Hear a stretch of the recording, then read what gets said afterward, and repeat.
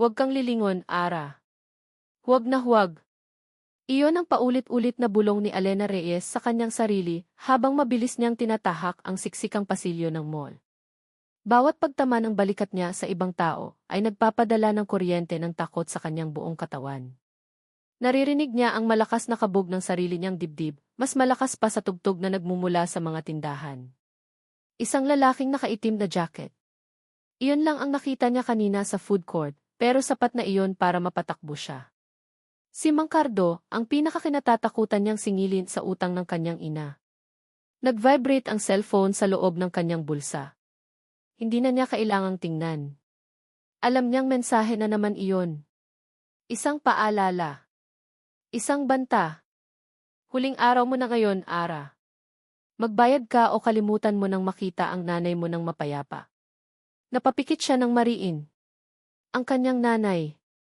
Ang imahe ng nanay niyang nakahiga sa kama ng pampublikong ospital ang nagbibigay sa kanya ng lakas para tumakbo, pero iyon din ang nagpapabigat sa kanyang mga paa. Kailangan niya ng pera. Kailangan niya ng milagro. Sa pagmamadali at pag-iisip, hindi niya napansin ang lalaking papalabas mula sa isang coffee shop.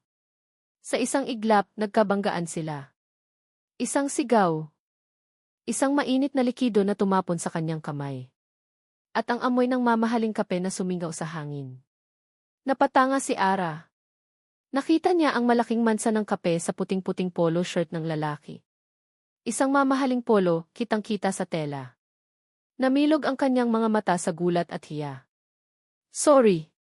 Nako, sorry po, sir, sunod-sunod niyang sabi, nanginginig ang boses. Agad niyang kinuha ang panyo mula sa kanyang bag at sinubukang punasan ang mansa, pero lalo lang itong kumalat. Hala, sorry po talaga. Hindi ko po sinasadya. Nang iangat niya ang kanyang mukha para humingi ulit ng paumanhin, natigilan siya. Ang lalaking nabunggo niya. Ang lalaking natapunan niya ng kape. Kilala niya ito. Hindi personal, pero kilala niya. Siya ang tahimik na lalaking nakatira sa kabilang kanto ng kanilang iskinita. Isang guro daw, sabi ng mga tsismosa. Madalas niya itong makitang naglalakad, laging may dalang libro, laging seryoso ang mukha. Sa lahat ng tao sa buong Quezon City, bakit siya pa? Naramdaman ni Ara ang pag-akyat ng init sa kanyang mukha. Kung kanina ay takot ang nararamdaman niya, ngayon ay purong hiya. Gusto niyang magpalamon sa lupa. Narito siya, mukhang gusgusin at desperada, at sa harap pa ng isang taong mukhang disente at edukado. Miss, okay ka lang? Nagulat si Ara sa tanong nito. Kalmado ang boses ng lalaki, walang bahid ng galit. Nakatingin ito hindi sa mamahaling polo na nadumihan, kundi sa kamay niyang namumula dahil sa init ng kape. Ayos lang po ako, sir. Yung damit niyo po. Nako, babayaran ko na lang po.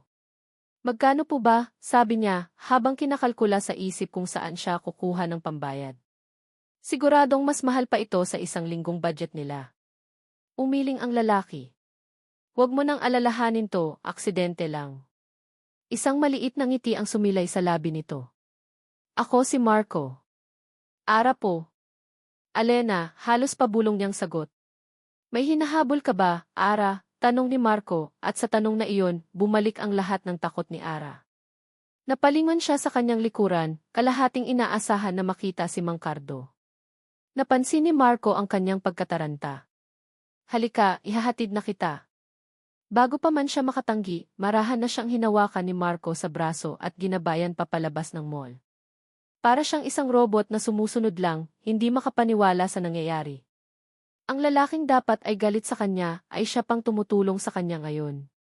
Nang makasakay sila sa kotse ni Marco, isang malinis at mabangong sedan, doon lang tuluyang humupa ang kaba sa dibdib ni Ara. Pinalitan ito ng matinding pagkailang. Ang tahimik na kotse ay nagbigay diin sa agwat ng kanilang mga mundo. Amoy bago ang sasakyan. Ang lumanyang bag na may tastas sa gilid ay parang hindi nababagay sa malambot na leather ng upuan. Habang nagmamaneho si Marco, palihim siyang tinitingnan ni Ara. Simple lang itong manamit, pero halatang may class. Ang relo sa kanyang pulso ay mukhang mamahalin. Paanong naging guro lang ito sa public school? Saan ba kita ihahatid? Basag ni Marco sa katahimikan. Sinabi ni Ara ang address ng kanilang iskinita. Naramdaman na naman niya ang hiya. Ano na lang ang iisipin nito kapag nakita ang lugar kung saan siya nakatira? Hindi na muling nagsalita si Marco. Pero nararamdaman ni Ara ang mga mata nito na sumusulyap sa kanya paminsan-minsan. Hindi ito tingin ng panghusga, kundi tingin ng isang taong nag-oobserba. Nag-iisip. Nang huminto ang sasakyan sa tapat ng kanilang eskinita, akala ni Ara ay tapos na. Pero hindi binuksan ni Marco ang pinto. Nanatili itong nakatingin sa harap. May problema ka, hindi ba? Diretsong tanong ni Marco. Natigilan si Ara. Ko. Wala po. Nakita ko ang takot sa mga mata mo kanina sa mall, Ara. At nakita ko rin kung paano ka napalingon nang may tumawag sa'yo. Hindi nakasagot si Ara. Anong sasabihin niya? Na hinahabol siya ng loan shark dahil sa utang sa ospital ng nanay niya. Na baka ito na ang huling araw na malaya siya. Huminga ng malalim si Marco at humarap sa kanya. May kakaibang bigat sa kanyang mga mata. Isang uri ng pagod at desperasyon. Kailangan ko ng tulong mo, Ara. Napatingin si Ara sa kanya, naguguluhan. Siya. Tutulong sa isang tulad niya. Sir, paano po ako makakatulong sa inyo? Tinitigan siya ni Marco ng diretso sa mata. Ang tingin na iyon ay tumagos hanggang sa kaluluwa niya, na para bang nakikita nito ang lahat ng kanyang mga kasinungalingan at takot. May problema ako at may problema ka. Baka matutulungan natin ang isa't isa. Hindi ko po maintindihan, sabi ni Ara, lalong kinakabahan. Hindi sumagot si Marco. Sa halip, ang mga mata niya ay bumabasa nanginginig na mga kamay ni Ara na nasa kanyang kandungan, bago muling tumingin sa kanyang mga mata. Ang susunod niyang sinabi ang nagpatigil sa mundo ni Ara. Kailangan ko ng asawa, kahit sa papel lang. Isang nakabibinging katahimikan ang namayani sa loob ng kotse. Pinoproseso ng utak ni Ara ang narinig. Asawa? Papel? Pumayag ka, pagpapatuloy ni Marco, ang boses niya ay mahinahon pero may diin, at babayaran kita ng halagang hindi mo kailanman kikitain sa buong buhay mo. Nang umalis si Ara, nanatili si Marco sa loob ng kanyang kotse, nakahawak ng mahigpit sa manibela. Ang mga salitang binitiwan niya ay umalinggaw sa kanyang isipan, parang isang sirang plaka. Kailangan ko ng asawa, kahit sa papel lang. Napasabunot siya sa sariling buhok. Ano ba nang pumasok sa isip mo, Marco? Tanong niya sa sarili, ang boses ay puno ng pagkadismaya. Pero alam niya ang sagot. Ang sagot ay nag-vibrate sa kanyang bulsa.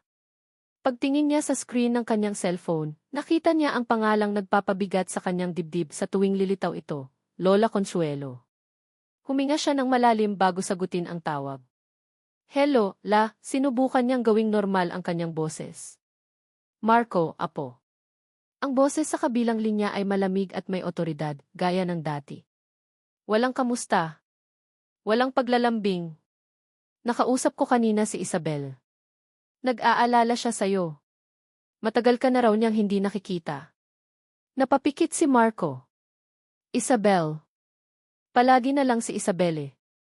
Busy lang po sa school, La. Finals na ng mga bata. Isang halakhak na walang saya ang narinig niya. Huwag ako ang lokohin mo, Marco. Alam na alam ko yung mga palusot mo. Ang tanong ko, kailan? Kailan po ang ano? Kailan mo ipapakilala sa akin ang nobya mo, may diin sa bawat salita ng matanda? O gusto mong ako na ang gumawa ng paraan para maging nobya mo si Isabel? Iyon na. Ang ultimatum. Ang banta na palagi niyang tinatakbuhan. Alam niyang hindi nagbibiro ang kanyang lola. Kayang-kaya nitong gawin ang anumang sabihin nito. Naalala niya ang nangyari noon at isang kirot ang kumalat sa kanyang dibdib. Hindi na niya hahayaang maulit iyon. May ipapakilala na po ako sa inyo, mabilis niyang sagot at nagulat siya sa sarili niyang determinasyon. Ang mukha ni Ara ang biglang pumasok sa isip niya. Ang takot sa mga mata nito. Ang desperasyon. Katahimikan. Pagkatapos ay sino? Malalaman niyo rin po, La. Bigyan niyo lang po ako ng kaunting panahon. Binibigyan kita ng hanggang sa katapusan ng linggo, Marco. Pagkatapos niyan, ako na ang masusunod. Click! Ibinaba na ng kanyang lola ang tawag. Napasandal si Marco sa upuan, ramdam ang pagod. Ang alok niya kay Ara kanina, isang desperadong hakbang na ginawa dahil sa bugso ng damdamin, ay biglang naging isang konkretong plano. Ang tanging plano niya. Buong gabi hindi siya mapakali. Paikot-ikot siya sa kanyang maliit na apartment, hawak ang cellphone. Tatawag kaya si Ara? O iisipin nitong nababaliw lang siya at hindi na magpapakita pa? Iniisip niya ang dalaga. May kung anong kakaiba kay Ara. Sa kabila ng gusgusing damit at halatang problema sa pera, mayroon itong dignidad. Isang tapang na nakatago sa likod ng kanyang mga mata. Nang sinubukan nitong punasan ang natapong kape, ang nakita niya ay hindi pagkukunwari, kundi tunay na hiya. At nang tanungin niya kung magkano ang damit, nakita niya ang determinasyon nitong bayaran iyon, kahit alam niyang wala itong pera. Hindi siya masamang tao. Iyon ang paulit-ulit niyang sinasabi sa sarili. Hindi niya ito pinagsasamantalahan. Pareho silang may problema. Pareho silang nalulunod. Siguro, sa pagtutulungan, pareho silang makakaahon sa tubig. Kinabukasan, habang nagkakape siya, tumunog ang kanyang cellphone. Isang hindi rehistradong numero. Biglang bumilis ang tibok ng kanyang puso. Hello? Is Sir Marco? Ang boses ni Ara. Nanginginig. Nag-aalangan. Napatayo si Marco. Ara. It's me. Ilang segundong katahimikan. Narinig niya ang paghinga nito ng malalim sa kabilang linya. Sage po, Sir Marco. Halos pabulong ang mga salita, puno ng pag-aalinlangan at pagsuko. Payag na po ako. Isang malaking hininga ang pinakawalan ni Marco, isang hininga na hindi niya namalayang pinipigil niya pala. Gumaan ang kanyang pakiramdam, pero agad itong napalitan ng panibagong kaba. Totoo na ito. Nagsisimula na. Okay, Ara. Thank you, sabi niya, sinisikap na maging kalmado. First, wag mo na akong tawaging Sir. Marco na lang. Okay. At mamayang gabi, kailangan mong makilala ang lola ko. Mamaya na po agad, gulat na tanong ni Ara. Wala tayong oras, mabilis na sagot ni Marco. Magkita tayo mamaya. Ay te-text ko sa'yo ang address. Magsuot ka ng pinakamatinong damit na meron ka. Ako na ang bahala sa lahat. Pagkatapos ng tawag, nagsimula ng kumilos si Marco na parang isang general na naghahanda para sa gyera. Tinawagan niya ang kanilang kasambahay para maghanda ng espesyal na hapunan. Nag-isip siya ng mga posibleng itanong ng kanyang lola at ang mga dapat isagot ni Ara. Isang kwento ng pag-ibig na kailangan nilang buuin sa loob lang ng ilang oras. Pagsapit ng gabi, handa na ang lahat. Nakaupo si Marco sa sala ng mansyon ng mga De Leon, naghihintay. Bawat tunog ng sasakyan sa labas ay nagpapakaba sa kanya. Ilang minuto pa, isang tunog ng taxi ang narinig niya sa labas. Tumayo siya at sumilip sa bintana. Nakita niya si Ara na bumaba ng sasakyan. Nakasuot ito ng simpleng itim na bestida. Mukhang malinis at maayos, pero sa harap ng dambuhalang mansyon, mukha itong maliit at nawawala. Nakita niya itong napatingala sa laki ng bahay. Ang mga balikat nito ay bahagyang nakakuba, na para bang dinadala nito ang bigat ng buong mundo. Huminga ito ng malalim, isang hininga na halos makita niya mula sa kanyang kinatatayuan. Itinuwid nito ang kanyang likod at dahan-dahang naglakad palapit sa pinto. Sa isip ni Marco, isang salita lang ang namuo. Tapang. Narinig niya ang doorbell. Nagbigay siya ng senyas sa kasambahay. Habang ang malaki at mabigat na pinto na gawa sa Nara ay dahan-dahang bumubukas, huminga rin ng malalim si Marco. Nagsisimula na ang apoy. At isinasabak niya si Ara dito. Pagbukas ng malaking pinto, isang malamig na hangin mula sa aircon ang sumalubong kay Ara, tila nag-ielo sa kanyang balat na kanina lang ay pinagpapawisan. Ang sahig ay sobrang kintab na halos masilaw siya, at ang katahimikan sa loob ay nakakabingi. Pakiramdam niya ay pumasok siya sa isang ibang mundo, isang mundo kung saan hindi siya kabilang. Ara, tawag ni Marco, ang boses nito ay mas formal kaysa kanina. Sinalubong siya nito sa may pinto. Halika, nandoon si Lola sa sala. Tumango lang si Ara, hindi makapagsalita. Ang bawat hakbang niya sa makintab na sahig ay parang napakalakas, kahit na nakayapak lang siya sa manipis na bestida. Naramdaman niya ang pagiging maliit niya sa gitna ng matataas na kisame at malalaking painting na nakasabit sa pader. Pagdating nila sa sala, isang babaeng nakaupo sa isang silyang may mataas na sandalan ang agad na nakakuha ng kanyang pansin. Nakaputing damit ito, simple pero halatang mamahalin. Ang buhok nito ay maayos na nakapusod, at kahit nakatalikod ito sa kanila, ramdam na ramdam ni Ara ang aura ng kapangyarihan na bumabalot dito. Ito na siguro si Doña Consuelo. Dahan-dahang umikot ang silya. Ang mukha ng matanda ay walang emosyon, pero ang mga mata nito ay tila isang scanner na sinusuri si Ara mula ulo hanggang paa. Naramdaman ni Ara ang panunuyo ng kanyang lalamunan.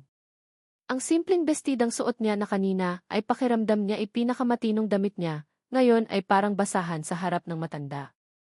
Lola, siya po si Alena. Ara, pagpapakilala ni Marco, bahagyang hinawakan ang likod ni Ara para bigyan ito ng suporta. Tumayo si Doña Consuelo. Hindi ito ngumiti. Lumapit ito kay Ara, at ang bawat hakbang nito ay may bigat. Alena, sabi ng matanda, ang boses ay kasing lamig ng hangin sa loob ng kwarto. Isang karangalan na makilala ka. Pero ang mga mata nito ay nagsasabi ng ibang bagay. Kinagagalak ko rin po kayong makilala, Doña Consuelo, nauutal na sagot ni Ara. Naramdaman niyang nanginginig ang kanyang mga kamay kaya't agad niya itong itinago sa kanyang likuran. Maupo ka, iha. Naupo si Ara sa gilid ng isang malambot na sofa, pakiramdam niya ay lulubog siya anumang oras. Umupo si Marco sa tabi niya, malapit, na parabang nagbibigay ng lakas. So, Alena, simula ng matanda habang umuupo pabalik sa kanyang silya. Saan kayo nagkakilala ng apo ko? Ito na. Ang unang tanong. Ang tanong na pinaghandaan nila ni Marco sa text kanina lang. Sa isang coffee shop po, sagot ni Ara, inaalala ang script. Mahilig po kasi akong magbasa, at doon din po pala tumatambay si Marco. Tumango si Doña Consuelo, pero ang mga mata nito ay hindi nagbago. Matalas pa rin. Mapanghusga. Ganoon ba? At ano naman ang trabaho mo, iha? Napalunok si Ara. Bahagi ito ng script. Isa po akong freelance writer, ma'am. Isang kasinungalingan na binuo ni Marco. Sapat na disente para hindi pagdudahan, pero sapat na malabo para hindi na masyadong usisain. Writer, may bahid ng interes sa boses ng matanda. Anong sinusulat mo? Bago pa man makasagot si Ara, narinig nila ang isang matamis na boses mula sa may pintuan. Marco, darling. Narinig kong nandito ka. Isang babae ang pumasok sa sala. Maganda ito, nakasuot ng isang mamahaling pulang bestida na bumagay sa maputi nitong kutis. Ang alahas nito ay kumikinang sa ilaw ng chandelier. Lumakad ito ng may kumpiyansa, na parabang pag-aari nito ang buong bahay. Lumapit ito diretso kay Marco, hindi man lang siya tinapunan ng tingin. Hinalikan nito si Marco sa pisngi, isang halik na masyadong pamilyar, masyadong matagal. I missed you, malambing nitong sabi, habang ang kamay nito ay nanatili sa braso ni Marco. Napansin ni Ara ang bahagyang paninigas ng katawan ni Marco. Isabel, sabi ni Marco na may pilit na ngiti. Dahan-dahan niyang inalis ang kamay nito. Andito ka pala. Siya nga pala, si Ara. Girlfriend ko. Doon lang siya binalingan ang tingin ni Isabel. Isang mabilis na sulyap mula ulo hanggang paa, na sinundan ng isang ngiting hindi umabot sa mga mata. Oh, hi. Nice to meet you. Isabel. Ara, sagot niya, sinubukang umiti pabalik. Iha, halika, maupo ka dito sa tabi ko, sabi ni Doña Consuelo kay Isabel, at agad namang sumunod ang dalaga, umupo sa kabilang panig ng matanda na parabang doon talaga siya nababagay. Biglang naramdaman ni Ara na siya at si Marco ay nasa kabilang panig ng isang hindi nakikitang pader. Kagagaling ko lang sa Europe, Tita Consuelo, masayang kwento ni Isabel. And I've brought you your favorite tea. Napakabait mo talagang bata, Isabel. Palagi mo akong naaalala, sagot ng Donya, ang boses nito ay maihalong pagmamahal na hindi narinig ni Ara kanina. Nagpatuloy ang kwentuhan nilang dalawa tungkol sa mga lugar na pamilyar sa kanila, Paris, Milan, mga pangalan ng brand na naririnig lang ni Ara sa Tsi. Lalo siyang lumiit sa kanyang kinaupuan. Si Marco ay nanatiling tahimik pero ramdam ni Ara ang tensyon sa tabi niya. Maya-maya, muling bumaling sa kanya si Doña Consuelo na para bang ngayon lang ulit siya naalala. Pasensya na, iha. So, ikaw nga pala ang nobya ng apo ko. Ang paraan ng pagkakasabi nito sa salitang kinobya ay parang isang insulto. Saan nagmula ang pamilya mo, iha? Iyon na. Ang tanong na kinatatakutan niya. Ang tanong na walang sagot sa script nila ni Marco. Nag-init ang kanyang mga palad. Ano ang isasagot niya? Pamilya ng mga labandera at construction worker. Isang nanay na may sakit at mga kapatid na kailangan niyang buhayin. Naramdaman niya ang bahagyang paggalaw ni Marco sa tabi niya, handang sumalo. Lola, her family is from Bicol. Very private people. Siya ang tinatanong ko, Marco, hindi ikaw, putol ng Donya, ang mga mata ay nakapako pa rin kay Ara. Isang nakabibinging katahimikan ang bumalot sa sala. Lahat sila ay naghihintay ng sagot niya. Pakiramdam ni Ara ay malapit na siyang himatayin. Halina kayo, nakahanda na ang hapunan, sabi ng isang kasambahay na nagligtas sa kanya mula sa sitwasyon. Tumayo si Doña Consuelo. Mamaya natin ipagpatuloy ang kwentuhan.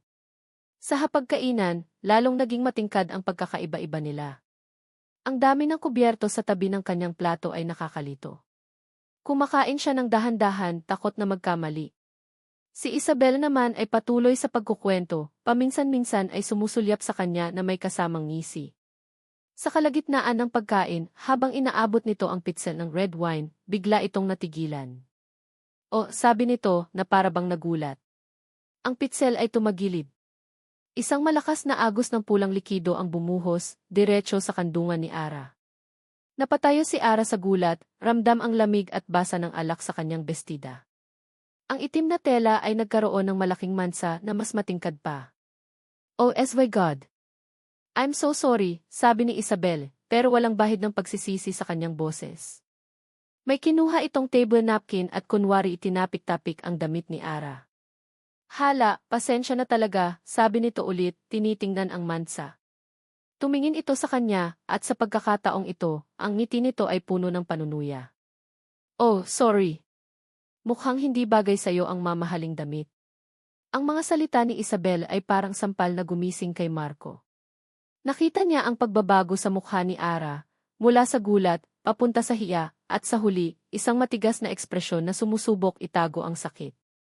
Isabel, that's enough, mariin niyang sabi. Ang boses niya ay mababa pero may bigat. What? It was an accident, darling, sagot ni Isabel, nagkibit balikat na parang walang nangyari. Hindi na pinansin ni Marco si Isabel. Tumayo siya at nilapitan si Ara. Okay ka lang, tanong niya, ang mga mata niya ay puno ng pag-aalala. Tumango si Ara, pero hindi ito tumingin sa kanya. Nakayuko ito, nakatingin sa mansa sa kanyang damit na parabang iyon ang pinakamalaking problema sa mundo. Alam ni Marco na hindi ang mansa ang iniinda nito, kundi ang kahihiyan. Halika, iuwi na kita, sabi niya at marahang hinawakan ang braso nito.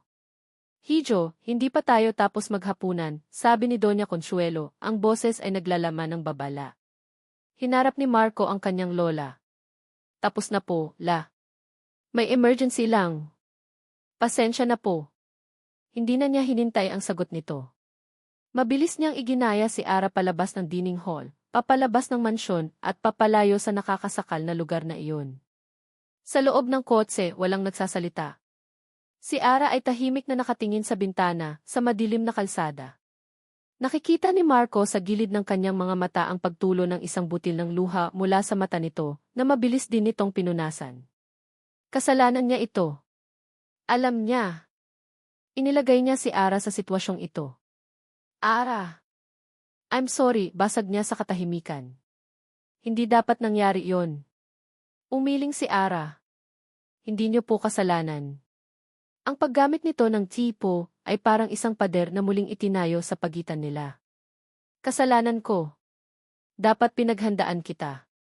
Dapat naisip kong gagawin yon ni Isabel. Hindi pa rin ito umimik. Kinabukasan, tinawagan niya si Ara. Hello. Ang boses nito ay formal at malayo.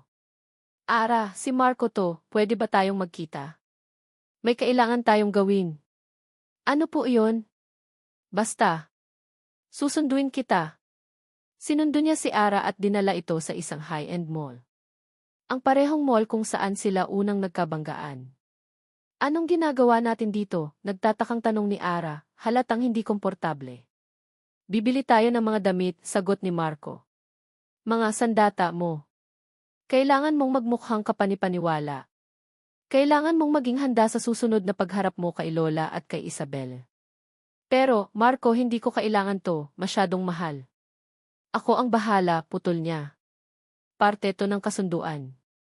Isipin mo na lang na ito ang uniforme mo para sa trabaho. Sa loob ng unang bautike na pinasok nila, halatang halata ang pagkailang ni Ara. Tinitingnan niya ang mga presyo ng damit at tahimik na napapangiwi. Tinutulungan siya ng mga saleslady, pero panay ang iling niya. Marco, umalis na tayo dito. Hindi to para sakin, bulong nito. Napabuntong hininga si Marco. Hinawakan niya ito sa braso at dinala sa isang sulok.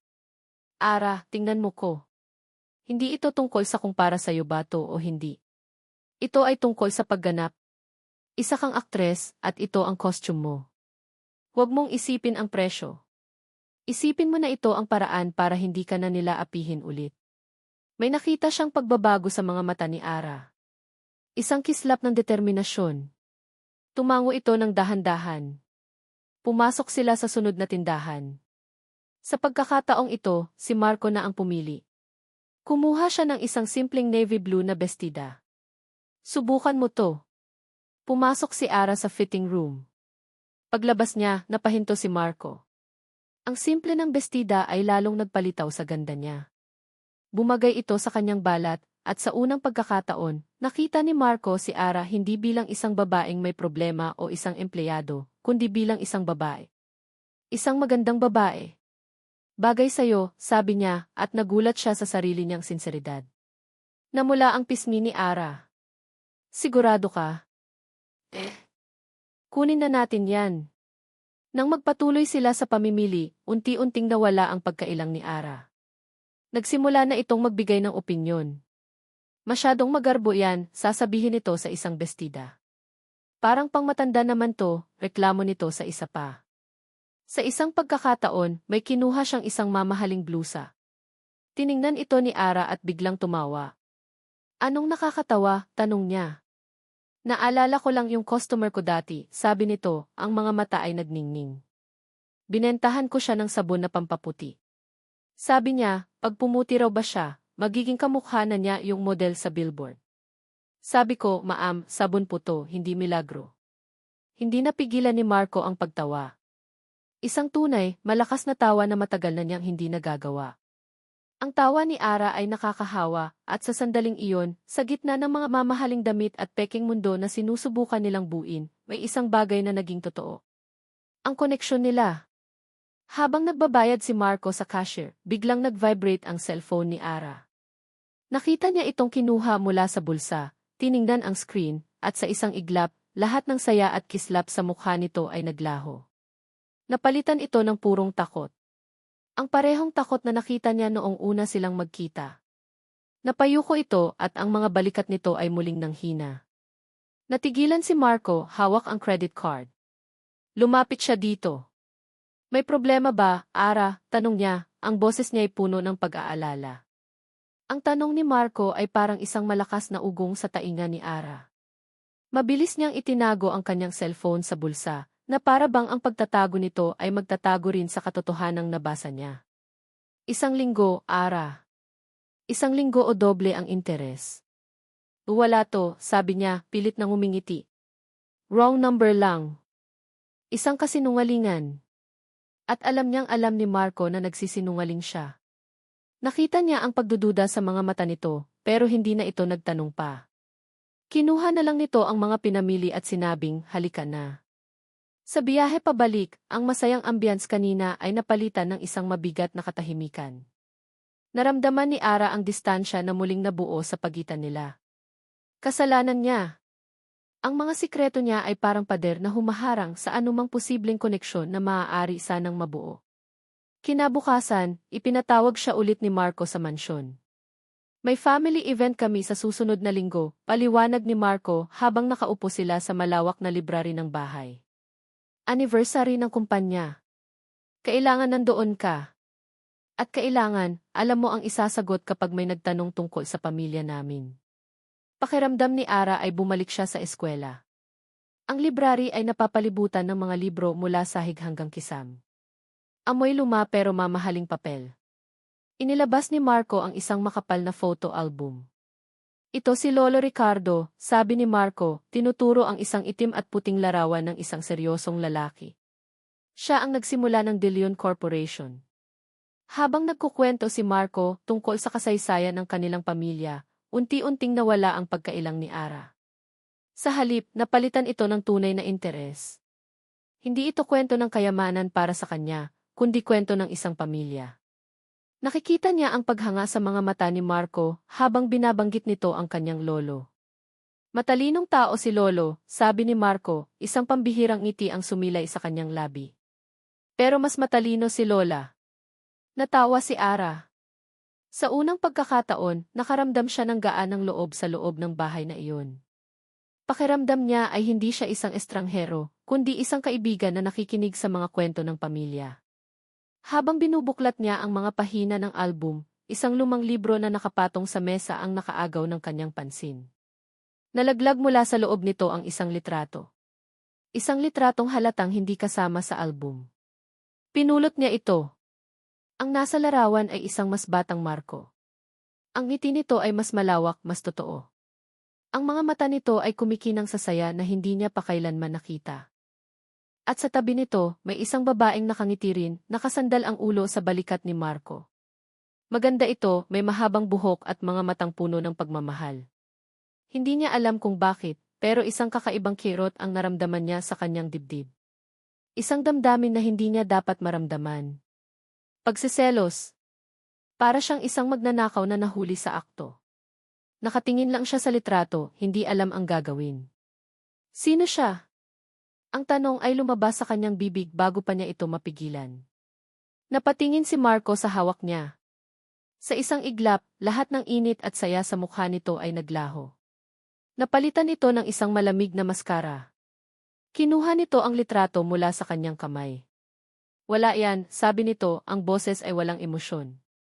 Pero ang saya niyo dyan, pilit ni Ara, hindi niya maintindihan ang sarili kung bakit. Tumingin sa kanya si Marco at sa mga mata nito, nakita ni Ara ang isang pamilyar na pader. Ang parehong pader na itinayo niya kanina lang. Matagal na yon, sabi ni Marco, ang boses ay matigas. Huwag na nating pag-usapan. Itinago nito ang litrato sa bulsa ng kanyang polo. Ang init na namuo sa pagitan nila kanina ay biglang nanlamig, mas malamig pa kaysa sa aircon ng library. Naramdaman ni Ara ang pagsisisi. Bakit pa kasi niya tinanong? Bakit kailangan niyang manghimasok sa isang bagay na halatang masakit para dito? Natahimik silang dalawa. Tanging ang tunog lang ng orasan sa pader ang maririnig. Pakiramdam ni Ara, sinira niya ang isang mahalagang bagay. Ang kaunting tiwala na sinimulang ibigay sa kanya ni Marco ay binawi na naman ito. Ang mga bagay na nakabaon na sa limot ay hindi na dapat hinuhukay pa, iha. Isang boses ang bumasag sa katahimikan. Napalingon sila pareho. Nakatayo sa may pintuan ng library si Doña Consuelo. Hindi nila namalayan ang pagdating nito. Nakatingin ito ng diretso kay Ara, at pagkatapos ay sa bulsa ng polo ni Marco, kung saan itinago ang litrato. Isang tingin lang, pero alam ni Ara na alam ng matanda kung ano ang nakita niya. Lola, sabi ni Marco, tumatayo. Hindi pinansin ni Doña Consuelo ang apo. Ang mga mata nito ay nanatiling nakatutok kay Ara, matalas at mapanuri. Ang pagiging mausisa ay maaaring maging isang kapahamakan, sabi ng matanda, ang boses ay kalmado pero may bigat. Lalo na kung ang hinuhukay mo ay libingan ng iba. Naramdaman ni Ara ang panginginig ng kanyang mga kamay. Hindi ito tanong. Hindi ito payo. Isa itong babala. Isang malinaw na babala na lumayo siya sa mga bagay na hindi niya dapat malaman. Isang babala na kahit kailan, mananatili siyang isang tagalabas. Ang mga salita ng kanyang lola ay tumatak sa isipan ni Marco, mas matalas pa sa anumang kutsilyo. Ang hinuhukay mo ay libingan ng iba. Pagkaalis ni Ara, nanatili si Marco sa library, pakiramdam niya ibiglang bumigat ang hangin. Tiningnan niya ang kanyang lola, na ngayon ay kalmadong nagbubuklat ng isang libro, na para bang walang nangyari. Pero alam ni Marco na bawat kilos nito ay may ibig sabihin. Ang babala ay hindi lang para kay Ara. Para din sa kanya. Lola, sobra na po yata yon, hindi niya napigilang sabihin. Tumingin ito sa kanya mula sa ibabaw ng kanyang salamin. Sobra. O sapat lang para ipaalala sa kanya kung saan siya lulugar. She's in by girlfriend, Jit ni Marco. Ang mga salitang iyon ay naging abo sa kanyang bibig, isang kasinungalingang siya mismo ang gumawa. Kung ganoon, turuan mo siyang umakto na parang isa, sagot ng matanda bago muling ibinalik ang atensyon sa libro. Tapos na ang usapan. Gabi na nang umuwi si Marco sa kanyang apartment, pero hindi siya mapakali. Ang imahe ni Ara, ang gulat, sakit, at hiya sa mukha nito, ay paulit-ulit na bumabalik sa kanyang isipan. Kasalanan niya ito. Inilagay niya si Ara sa panganib na ito, pero ano ang ginawa niya? Hinayaan niyang tarayan ito ng lola niya. Naging malamig siya dito nang dahil lang sa isang lumang litrato. Ang totoo, hindi siya galit kay Ara. Galit siya sa sarili niya. Dahil sa ginawa ni Ara, ang paghukay sa isang bagay na matagal na niyang ibinaon, ay ipinaalala sa kanya ang sarili niyang kaduwagan. Kinuha niya ang litrato mula sa kanyang bulsa. Siya at si Claire. Napakabata pa nila noon, puno ng pangarap. Puno ng pag-ibig. Akala niya sapat na iyon. Pero hindi pala. Nagkamali siya. Hinayaan niyang kainin ng sistema ng pamilya niya ang relasyon nila. Hinayaan niyang sirain ng lola niya ang loob ni Claire. At sa huli, hinayaan niya itong umalis. Ngayon, inuulit na naman niya ang kasaysayan. Ibang babae, ibang sitwasyon, pero parehong Marco. Ang duwag na Marco. Hindi. Hindi na dapat maulit. Kinabukasan, maaga siyang pumunta sa mansyon.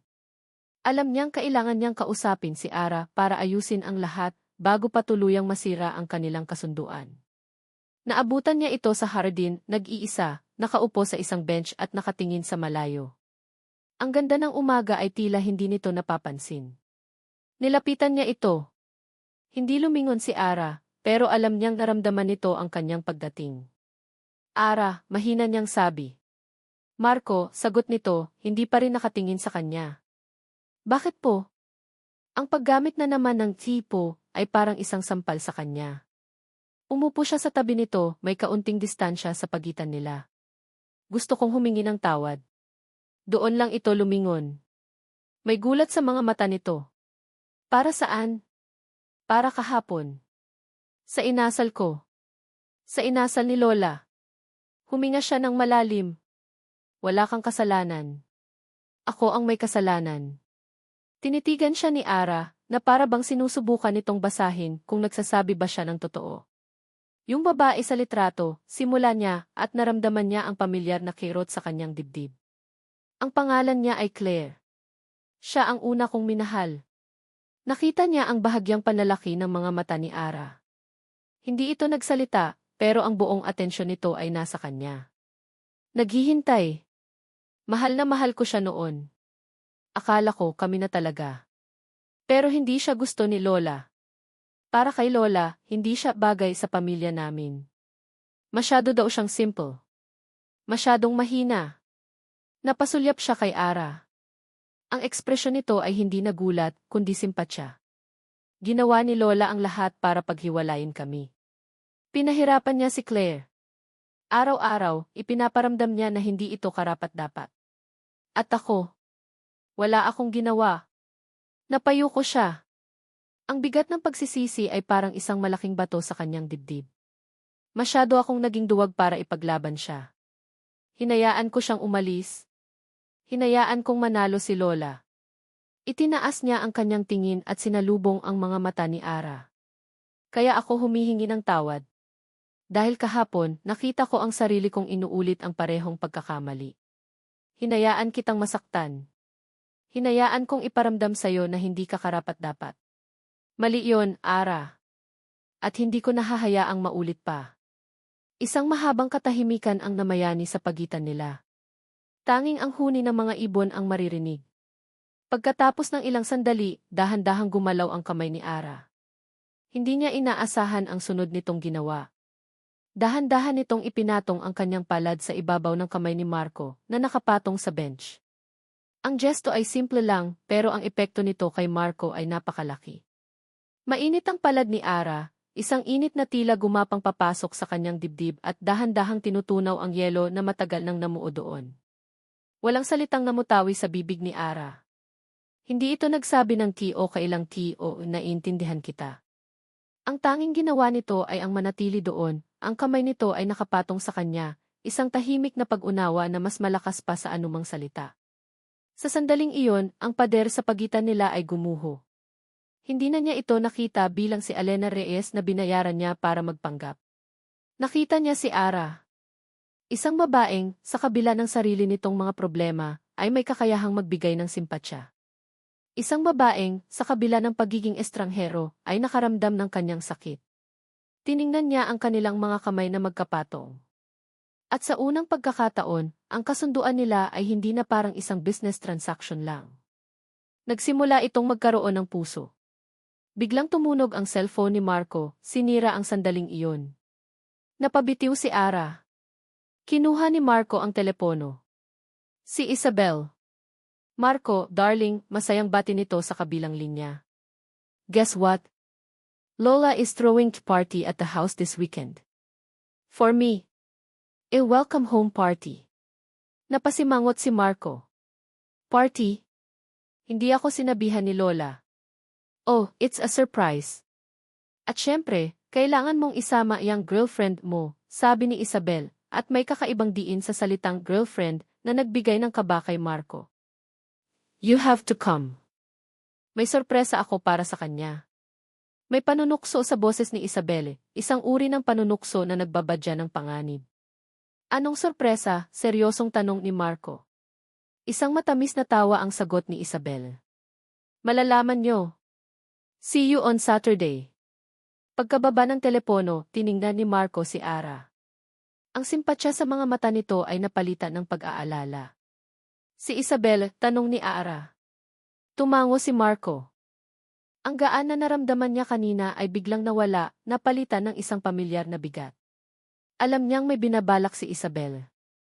At alam niyang sa pagkakataong ito, hindi na niya pwedeng maging duwag. Kailangan niyang protektahan si Ara. Kahit ano pa ang mangyari. Ang party ni Isabel ay eksakto sa inaasahan ni Ara. Maingay, magulo, at puno ng mga taong hindi niya kauri. Nakasuot siya ng isa sa mga bagong bestida na binili ni Marco, isang eleganteng navy blue na damit. Ito dapat ang kanyang baluti, ang kanyang panangga.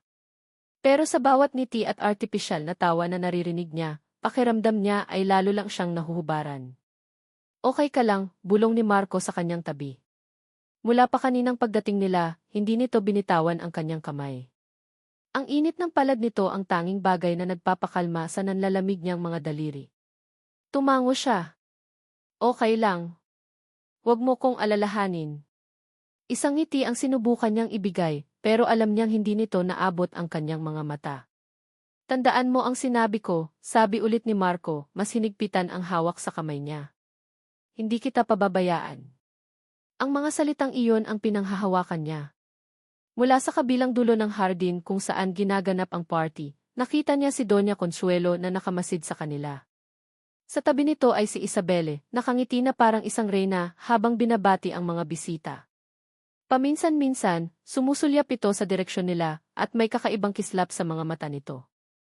Isang kislap na nagbabadya ng panganib. Alam ni Ara na mayroon itong inihandang patibong. Maya-maya, lumapit si Isabel sa kanila, may dalang-dalawang baso ng champagne. Marco, Ara. Kanina ko pa kayo hinahanap, sabi nito, ang boses ay matamis na parang pulot. Enjoying the party. Of course, Isabel. Congratulations, sagot ni Marco, formal at walang emosyon. Oh, this is nothing, sabi ni Isabel, iwinawagayway ang kamay. It's just a small get-together.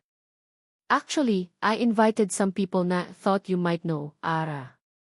Para hindi ka naman ma-out of place. Kinabahan si Ara. Sino? Mumiti si Isabel, isang ngiting nakakakilabot. Friends. From your past. At sa sandaling iyon, isang boses ang narinig niya mula sa kanyang likuran. Isang boses na pamilyar sa kanya. Isang boses na nagmula sa mundong sinusubukan niyang takasan, kahit ngayong gabi lang. Uy, Ara. Ikaw ba yan? Elena Reyes? Napalingon si Ara, at ang puso niya ay tila nahulog sa kanyang tiyan. Nakatayo doon si Marites, ang dati niyang kapitbahay na kilala sa buong iskinita sa lakas ng boses at pagiging tsismosa. May kasama itong dalawa pa na dati rin niyang kakilala. Lahat ng dugo sa mukha ni Ara ay tila bumaba sa kanyang mga paa. Naramdaman niyang nanlamig ang buo niyang katawan. Paano? Paano sila napunta dito? Hala, friend, ikaw nga, sabi ni Maritz, lumalapit sa kanya, hindi alintana ang mga tingin ng mga eleganteng bisita sa paligid. Grebe. Ang ganda mo ngayon. Social. Nagtitinda ka pa rin ba ng sabon at kung ano-anong pampaganda? Ang mga salitang iyon ay parang bombang sumabog sa gitna ng party. Biglang tumahimik ang paligid. Ang mga nag-uusapang bisita ay napahinto. Lahat ng mata ay napunta sa kanya. Nakita niya ang pagtataka, ang panghuhusga, ang panunuya sa mga mukha nila. Gusto niyang magpalamon sa lupa. Gusto niyang tumakbo.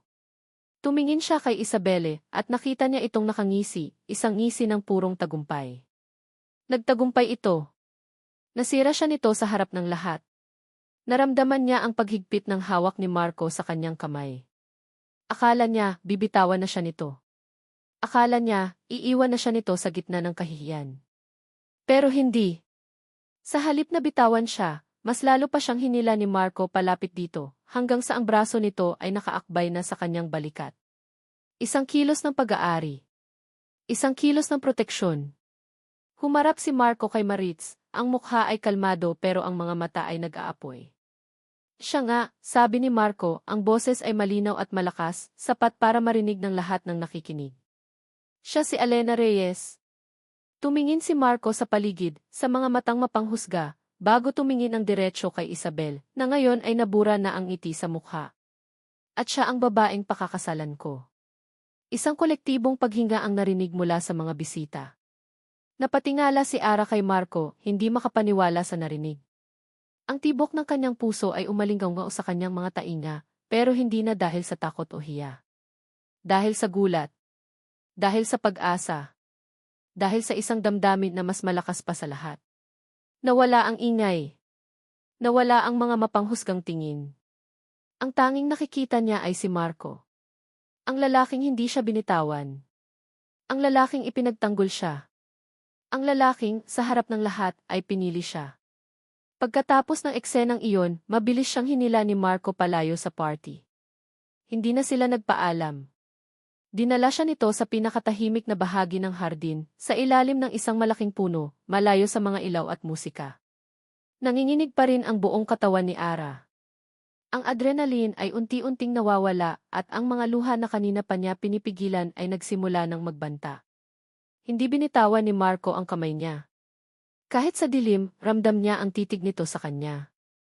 Salamat, sabi ni Ara, ang boses ay basag. Iyon lang ang salitang lumabas sa kanyang bibig. Edre, sabi ni Marco, ang hinlalaki nito ay marahang hinahaplos ang likod ng kanyang palad. Sinabi ko sa'yo, hindi kita pababayaan. Tumingala siya dito. Ang liwanag ng buwan ay bahagyang tumatama sa mukha nito, na nagbibigay diin sa seryosong ekspresyon sa mga mata nito. Hindi na ito ang Marco na mukhang pagod at problemado. Sa harap niya ngayon ay isang lalaking determinado at sigurado. Yung sinabi mo kanina Simula niya nag-aalangan. Yung tungkol sa pagpapakasal. Parte ba iyon ng script? Umiling si Marco.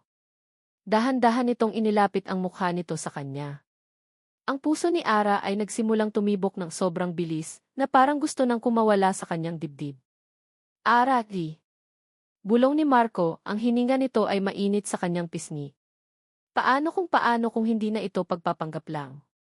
Ang tanong ay binitiwan ni Marco sa hangin, isang tanong na matagal nang namumuo sa kanyang isipan.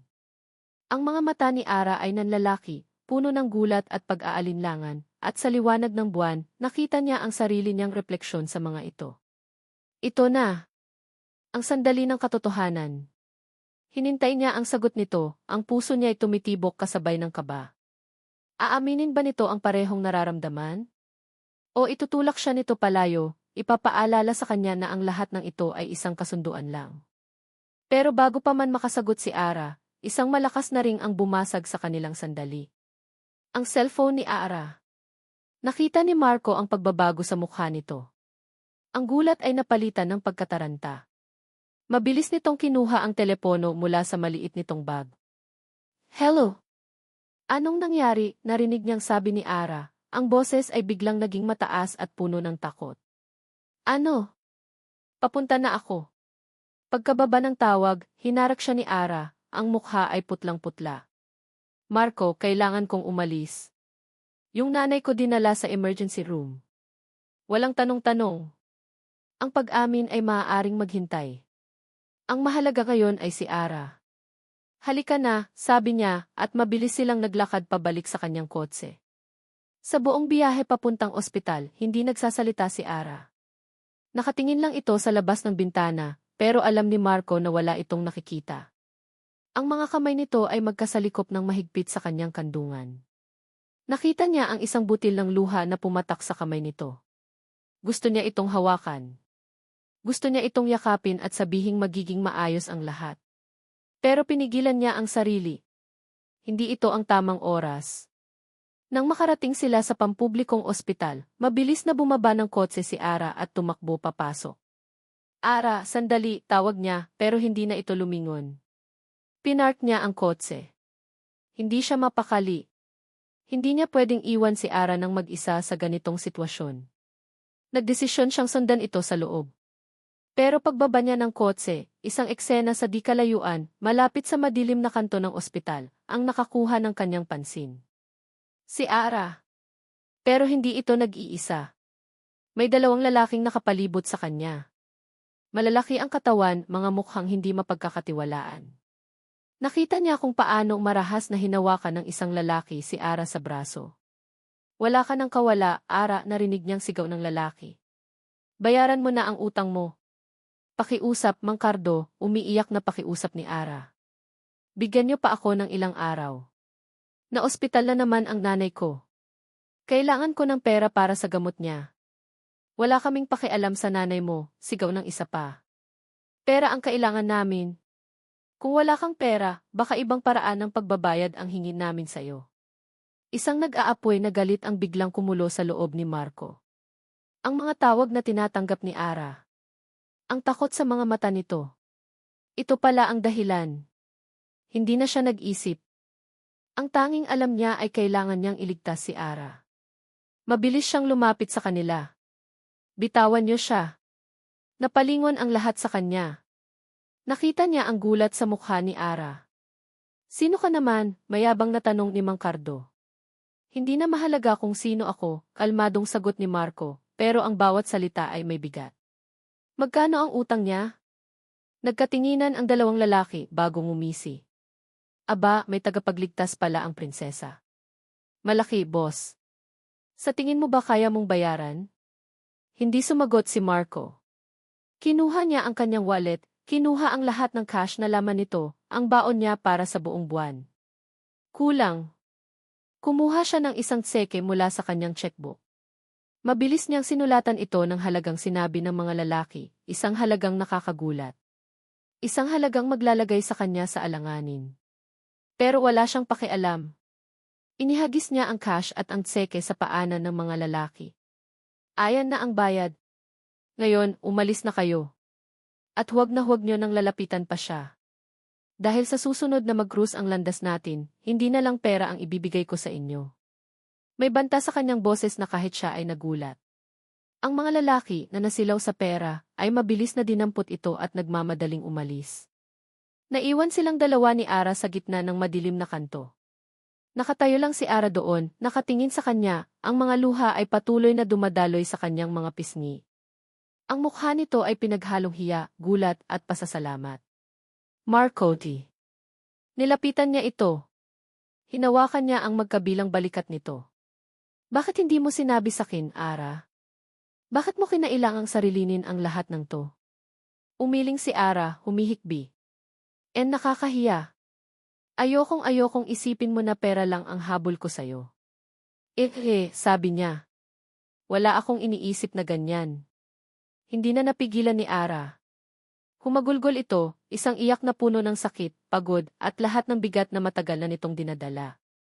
At hindi na rin napigilan ni Marco ang sarili. Niyakap niya ito ng mahigpit. Niyakap niya si Ara habang umiiyak ito sa kanyang dibdib. Ang pag-aalinlangan, ang mga kasinungalingan, ang kasunduan, lahat ng iyon ay naglaho. Ang natira na lang ay ang katotohanan, dalawang taong nagkakilala sa gitna ng desperasyon, at ngayon ay nakahanap ng kanlungan sa isa't isa. Sumama ka sa akin, bulong niya sa buhok nito. Mula ngayon, ako na ang bahala sa'yo. Habang magkayakap sila, isang kotse ang dumaan ng mabagal sa kalsada. Madilim ang salamin nito, kaya hindi nila nakita kung sino ang nasa loob. Pero sa loob ng kotse, nakita sila. Nakita ni Isabel Vicencio ang lahat. Ang pagbabayad ni Marco. Ang pag-iyak ni Ara. Ang mahigpit na yakap. Itinaas ni Isabel ang kanyang cellphone, at sa isang malamig na ngiti, kinuhanan niya sila ng litrato. Matapos ang gabing iyon sa ospital, may nagbago sa pagitan nila ni Ara. Hindi na nila kailangang magsalita. Ang mga tingin, ang mga simpleng gesto ay sapat na. Dinala niya si Ara sa isang maliit na apartment malapit sa mansyon, isang lugar na pag-aari ng pamilya nila, para mas madali niya itong mabantayan. Ang nanay naman nito ay nailipat na sa isang pribadong silid sa ospital, lahat ng gastusin ay sagot niya. Ito ang tama, sabi ni Marco sa sarili. Hindi na ito tungkol sa kasunduan. Ito ay tungkol sa pag-aalaga sa babaeng unti-unti nang nagiging mundo niya. Isang umaga, habang naghahanda siya para pumasok sa eskwela, isang tawag mula sa kasambahay sa mansyon ang natanggap niya. Sir Marco, pinapatawag po kayo ni Doña Consuelo. Importante daw po. Kinabahan si Marco. Bihira siyang ipatawag ng lola niya ng ganito kaaga. Siguradong may kinalaman na naman ito kay Ara. O mas malala kay Isabel. Pagdating niya sa mansyon, hindi siya sa sala o sa dining hall dinala. Dinala siya sa opisina ng kanyang lola, isang silid na bihirang-bihira niyang napapasok. Ang silid na ito ang sentro ng kapangyarihan ng pamilya De Leon. Naabutan niya si Doña Consuelo na nakaupo sa likod ng isang malaking lamesa na gawa sa mahogany. Ang mukha nito ay seryoso, pero may kakaibang pagod sa mga mata nito na ngayon niya lang nakita.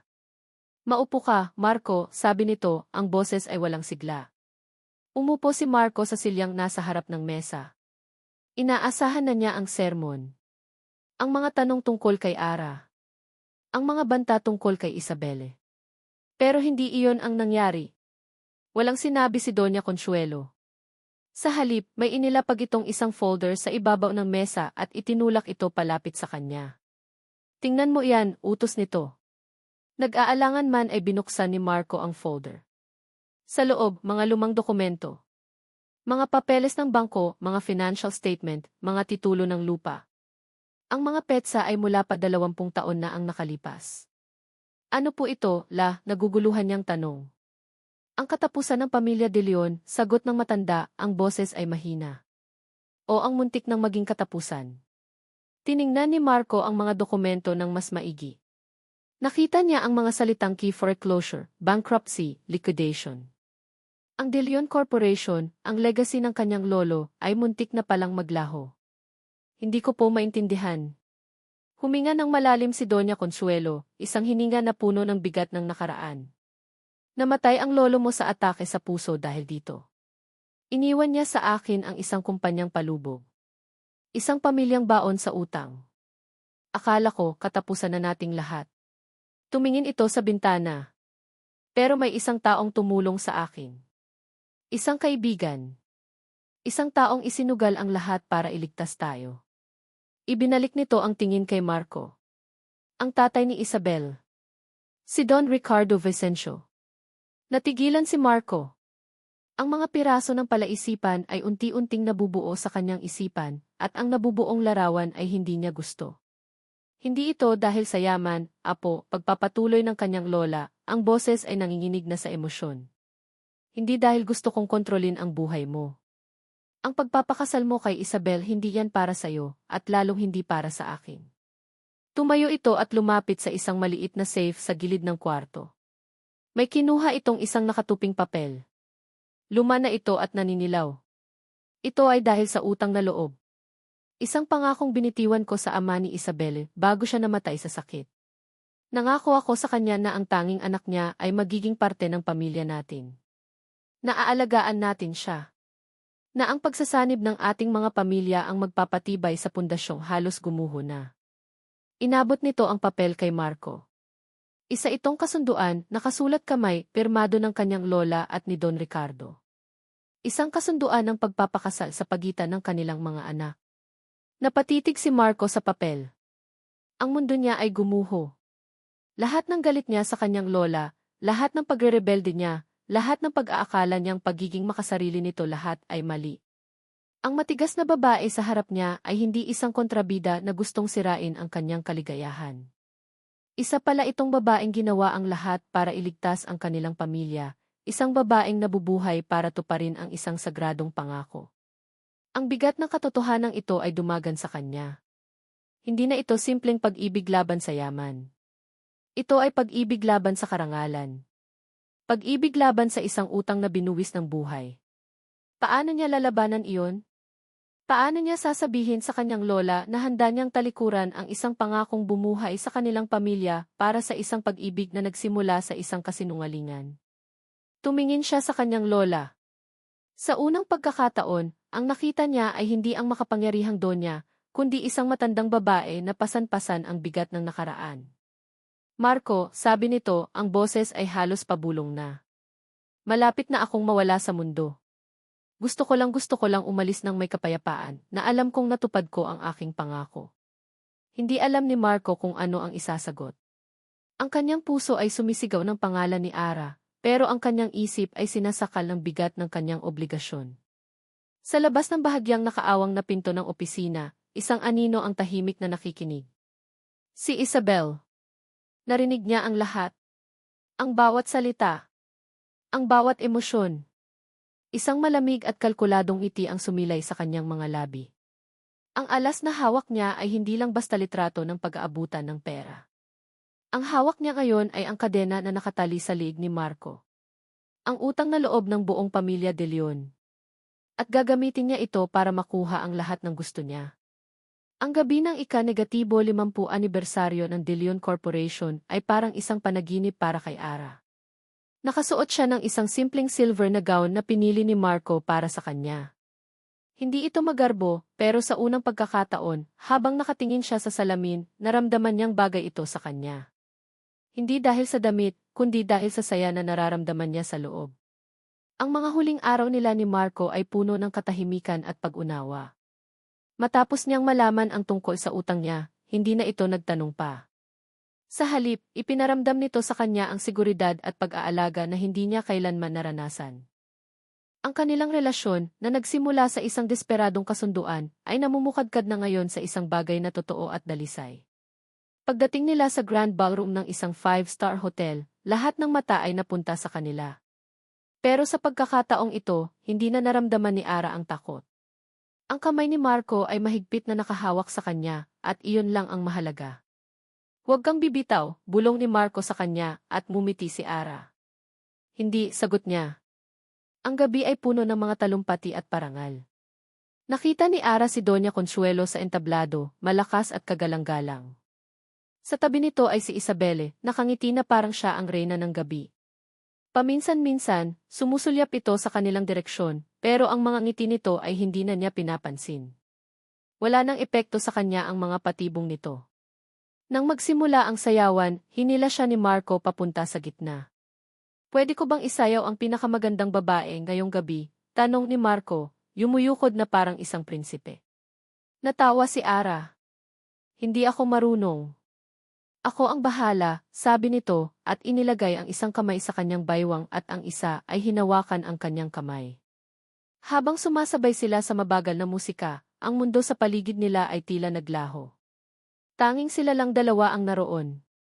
Ipinatong niya ang kanyang ulo sa dibdib ni Marco, naririnig ang kalmado nitong tibok ng puso. Ara, bulong ni Marco sa kanyang buhok. Pagkatapos ng gabing ito, kakausapin ko na si Lola.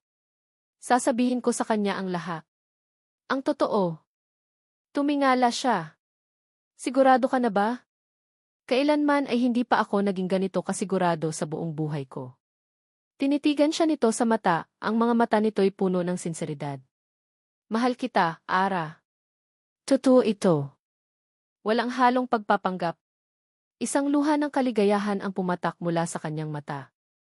Mahal din kita, Marco. At sa sandaling iyon, sa gitna ng dance floor, hinalikan siya ni Marco. Isang halik na naglalaman ng lahat ng kanilang mga pangarap at pangako. Ngunit ang perpektong sandali ay biglang nabasag. Biglang huminto ang musika. Isang malakas na feedback mula sa mikropono ang umalingganggaw sa buong ballroom. Lahat ng ilaw ay napunta sa entablado kung saan nakatayo si Isabel, may hawak na mikropono. Magandang gabi po sa inyong lahat, sabi nito, ang boses ay matamis pero may bahid ng lason. Bago po tayo magpatuloy, mayroon lang po akong isang maliit na sorpresa. Isang special tribute para sa pinakabagong miyembro ng Pamilya De Leon. Isang malaking screen sa likod ng entablado ang biglang umilaw. Natigilan si Ara. Ang unang lumabas ay isang litratong malinaw na kuha sa madilim na kanto ng ospital. Ang litrato ni Marco na nag-aabot ng isang makapal na pligo ng pera sa kanya. Sunod-sunod na lumabas ang mga litrato. Litrato ng dati niyang bahay sa Eskinita. Litrato ng mga text message mula sa mga naniningil sa kanya. Litrato niya habang nagtitinda ng mga produkto sa bangketa. Isang koleksyon ng kanyang kahirapan.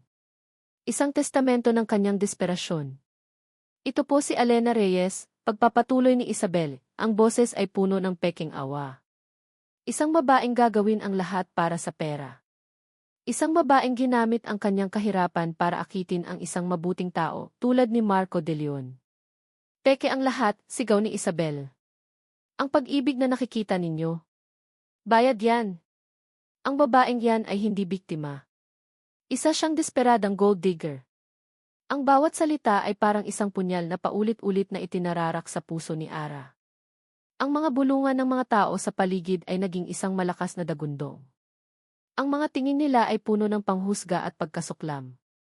Hinahanap niya ang mga mata ni Marco, pero nakita niyang nakatitig ito sa screen, ang mukha ay blanko sa pagkabigla. Tumingin siya kay Doña Consuelo, at ang nakita niya ay isang tingi na mas masakit pa sa anumang salita, isang tingi ng matinding pagkadismaya. Isang tingi na nagsasabing tama nga ako sa hinala ko. Naramdaman niyang gumuho ang kanyang mundo. Ang panaginip ay naging isang bangungot. Ang kahihiyan ay dumaloy sa kanyang buong katawan, mas malamig pa sa yelo. Ang mga kasinungalingan, ang mga sikreto, lahat ay nakalantad para pagpiestahan ng lahat. Itinulak niya si Marco. Isang mahinang tulak, pero sapat na para makawala sa yakap nito. Tumingin siya sa mga mata ni Marco, ang mga luhang kanina lang ay dahil sa saya, ngayon ay agos na ng purong sakit. Tama siya, Dri.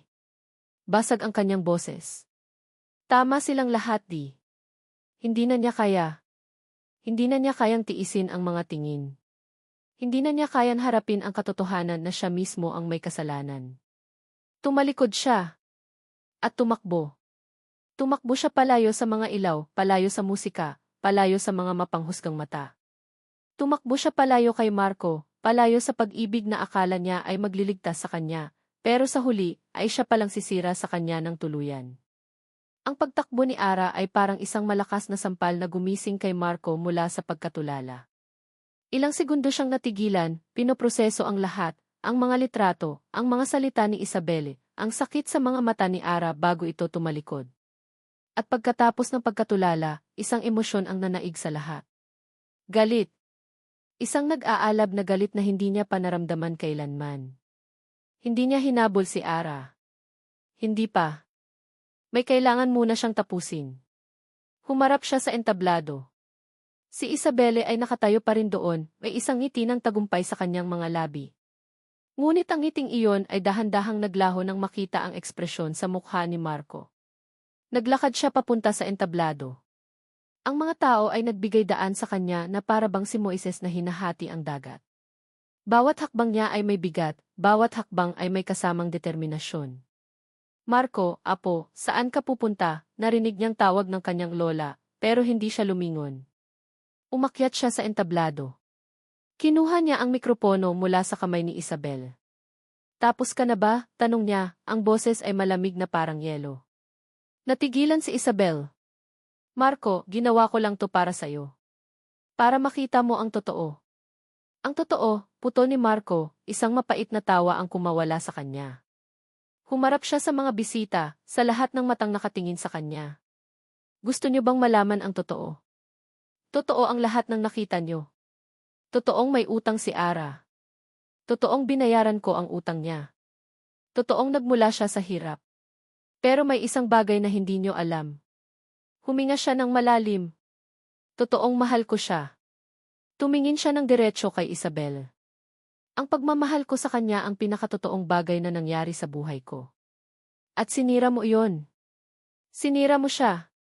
Pagkatapos ay ibinaling niya ang tingin sa kanyang lola, na ngayon ay nakatayo na, ang mukha ay puno ng pagkabigla. At kayo, lola, sabi niya, ang boses ay nanginginig sa pinaghalong galit at sakit. Yung tungkol sa utang na loob. Sa pangako niyo kay Don Ricardo. Naiintindihan ko po. Pero ito ang hindi niyo naiintindihan. Lumapit siya sa gilid ng entablado, mas malapit sa kanyang lola. Lola, bayad na ang utang na loob. Ang pamilya Vicencio ay tinulungan tayo at habang buhay natin yang tatanawin. Pero ang puso ko hindi utang. Pag-aari ko ito. At si Ara ang laman nito. Isang kolektibong paghinga ang muling narinig. Tapos na ako sa pagiging duwagla. Tapos na ako sa pagsunod. Kung ang pagtupad sa pangakong iyan ay nangangahulugang kailangan kong talikuran ang babaeng mahal ko, kung gayon, pasensya na po. Dahil hindi ko siya bibitawan. Pagkasabi noon, binitiwan niya ang mikropono. Isang malakas na thud ang umalinggaw sa buong ballroom. Bumaba siya ng entablado at, sa gitna ng katahimikan, naglakad palabas. Pagkalabas niya ng hotel, umuulan na pala. Pero wala siyang pakialam. Ang tanging nasa isip niya ay si Ara. Saan siya hahanapin? Sumakay siya sa kanyang kotse at pinaharurot ito. Una niyang pinuntahan ang apartment na binigay niya dito. Wala. Sunod, ang dati nitong bahay sa iskinita. Wala rin. Tinatawagan niya ang cellphone nito, pero hindi ito sumasagot. Ang bawat minutong lumilipas ay parang isang karayom na tumutusok sa kanyang puso. Paano kung huli na ang lahat? Paano kung tuluyan na itong umalis? Ang takot na mawala si Ara ay mas matindi pa sa anumang takot na naramdaman niya sa buong buhay niya. Biglang may pumasok sa kanyang isip. Ang lugar kung saan unang tumakas ang isang taong gusto ng sumuko. Isang lugar kung saan maaaring magsimula ulit o tuluyang maglaho. Ang terminal ng bus. Mabilis niyang minaneho ang kotse papunta sa pinakamalapit na bus terminal. Ang ulan ay lalong lumalakas na nagpapahirap sa kanyang pagmamaneho. Pagdating niya, ipinarada niya ang kotse kahit saan at tumakbo papasok sa terminal. Basang-basa na siya, pero hindi niya ito alintana. Nililibot ng kanyang mga mata ang buong lugar. Ang daming tao. Ang daming bus na paalis. Ang puso niya ay kumakaripas, bawat segundo ay mahalaga. At pagkatapos, sa gitna ng magulong mga tao, nakita niya siya. Nakaupo si Ara sa isang bench sa pinakasulok na bahagi ng terminal, yakap-yakap ang sarili. Ang maganda nitong gown ay basa na rin at may putik. Nakatingin lang ito sa sahig, walang buhay, na para bang hinihintay na lang ang katapusan. Tumakbo si Marco palapit sa kanya. Ang tunog ng kanyang mga basang sapatos sa sahig ang nagpaangat ng tingin nito. Gulat. Sakit. Pagod. Iyon ang nakita niya sa mga mata ni Ara. Hindi siya nagsalita. Sa harap ng babaeng mahal niya, sa gitna ng maingay na terminal ng bus, dahan-dahan siyang lumuhod. Hinawakan niya ang nanginginig nitong mga kamay. Malamig ang mga ito na parang yelo. Ara, sabi niya, ang boses ay basag at puno ng pagsusumamo. Patawarin mo ako. Umiling si Ara, ang mga luha ay muling dumaloy sa kanyang mga pisngi. Wala kang kasalanan, Marco. Ako ang may kasalanan. Hindi. Pareho tayong may kasalanan, sabi ni Marco. Nagsinungaling tayo. Nagpanggap. Pero Ara, maniwala ka sa akin. Ang pagmamahal ko sa'yo, hindi kasinungalingan yon. Totoo yon. Tumingin siya sa mga mata nito. Patawarin mo ako dahil hinayaan kitang masaktan. Patawarin mo ako dahil naging duwag ako. Pero pakiusap, Ara. Huwag mo akong iwan. Huwag kang umalis. Ang boses niya ay tuluyan ng nabasag. Hindi ko kaya. Hindi ko kayang mawala ka. Mahal na mahal kita. Tinitigan siya ni Ara, ang mga mata nito'y puno ng luha at pagkalito. Nakita niya ang pagtatalo sa loob nito, ang sakit na nakaraan laban sa pag-asang dala ng kanyang mga salita. Paano tayo, Marco? Tanong nito, ang boses ay halos isang bulong na sa gitna ng ingay at ulan. Masyado nang magulo ang lahat. Ang tanong ni Ara ay nanatiling nakabitin sa hangin, sa gitna ng ingay ng terminal at ng malakas na patak ng ulan sa yero. Paano tayo? Tinitigan niya si Marco na nakaluhod pa rin sa harap niya, basang-basa, ang mukha ay puno ng pagsusumamo. Sa mga mata nito, nakita niya ang sarili niyang sakit, ang sarili niyang pagkalito. Pero higit sa lahat, nakita niya ang katotohanan. Ang pagmamahal na sinasabi nito. Hindi ko alam, sagot ni Marco, umiling ng dahan-dahan. Hindi ko alam kung paano. Ang alam ko lang, ayokong harapin ang bukas ng wala ka. Itinayo ni Marco si Ara. Hinawakan nito ang kanyang kamay at sa pagkakataong ito, hindi na niya ito itinulak. Hinayaan niya lang ang sarili na magpasyanod sa init na dulot ng palad nito. Umuwi na tayo, Ara, sabi ni Marco. At sa unang pagkakataon sa gabing iyon, tumango si Ara. Ang mga sumunod na araw ay puno ng katahimikan. Hindi ang uri ng katahimikan na nakakailang, kundi ang uri na nagpapagaling. Dinala siya ni Marco pabalik sa maliit na apartment. Inalagaan siya nito. Hindi sila nag-usap tungkol sa nangyari sa party o tungkol sa pamilya nito. Ang tanging ginawa nila ay ang samahan ang isa't isa. Ipinagluluto siya ni Marco. Pinapanood nila ang paglubog ng araw mula sa bintana. Mga simpleng bagay, pero para kay Ara, ang mga ito ang dahan-dahang bumubuo muli sa kanyang basag na puso. Isang hapon, habang nagbabasa siya ng libro sa sofa, may kumatok sa pinto. Inaasahan niyang si Marco iyon, dala ang kanilang hapunan. Pero pagbukas niya ng pinto, natigilan siya. Nakatayo doon si Doña Consuelo. Nakaitim itong bestida, ang buhok ay maayos pa ring nakapusod. Pero wala nang tigas at otoridad sa tindig nito na dati niyang kinatatakutan. Ang nakatayo sa harap niya ngayon ay isang matandang babae na mukhang pagod at malungkot. Hindi alam ni Ara ang gagawin. Gusto niyang isara ang pinto. Gusto niyang magtago. Pero nanatili siyang nakatayo doon, ang kamay ay nanginginig sa doorknob. Pwede ba akong pumasok? Tanong ng matanda, ang boses ay mahina. Walang salitang lumabas sa bibig ni Ara. Tumango na lang siya at nagbigay daan. Pumasok si Doña Consuelo sa maliit na apartment. Inilibot nito ang kanyang mga mata sa paligid. Walang kasinggara ang mansyon, simpleng-simple lang pero malinis at maayos. Naupo ito sa isang upuang kahoy. Naupo naman si Ara sa sofa, sa kabilang dulo ng kwarto, pinapanatili ang distansya. Ang apo ko, simula ng matanda, nakatingin sa kanyang mga kamay na nakapatong sa kanyang kandungan. Hindi ko na siya halos nakikita sa mansyon. Dito na yata siya nakatira. Hindi sumagot si Ara. Huminga ng malalim si Doña Consuelo. Galit siya sa akin. At may karapatan siya. Tumingin ito sa kanya, at sa mga mata nito, nakita ni Ara ang isang bagay na hindi niya inaasahan, pagsisisi. Hindi ako naparito para humingi ng tawad, iha, sabi nito. Dahil alam kong walang salita ang makakapagbura sa sakit na naidulot ko sa'yo. May inilabas itong isang passbook mula sa kanyang bag at inilapag ito sa maliit na mesa sa pagitan nila. Pero naparito ako para itama ang mali. Iyan ay para sa pagpapagamot ng nanay mo. At para sa pagsisimula mo ulit. Tinitigan ni Ara ang passbook. Hindi niya ito ginalaw. Inaalagaan ng apo ko ang pamilya niya, pagpapatuloy ng Donya, ang boses ay bahagyang nanginginig. Dapat lang naalagaan ko rin ang pamilya ng babaeng mahal niya. Ang mga salitang iyon, ang babaeng mahal niya, ay tumago sa puso ni Ara. Ang pag-ako ng matanda, ang pagtanggap nito, ay mas mahalaga pa sa anumang pera. Tumayo na si Doña Consuelo. Hindi ko na hinihiling na ituring mo kaming pamilya. Ang tanging hiling ko lang ay alagaan mo ang apo ko. Dahil sa buong buhay niya, ngayon ko lang siya nakitang naging buo. At dahil iyon sa'yo. Pagkasabi noon, tumalikod na ang matanda at naglakad palabas ng pinto. Naiwan si Ara na nakaupo, pinoproseso ang lahat.